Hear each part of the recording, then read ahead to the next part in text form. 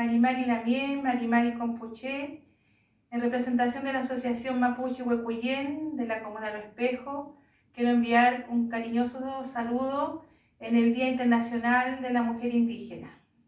Es una conmemoración donde conmemoramos, valga la redundancia, el día en que Bartolina Sisa dio su vida dando la pelea contra el abuso español.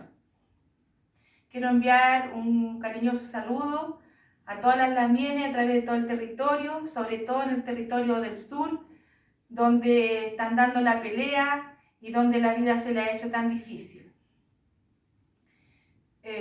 Aquí en la ciudad igual es distinto, allá es donde se vive en carne viva todo lo que pasa, y un cariñoso saludo para ellas, porque somos mujeres guerreras, luchadoras, que no nos quedamos calladas frente a la injusticia.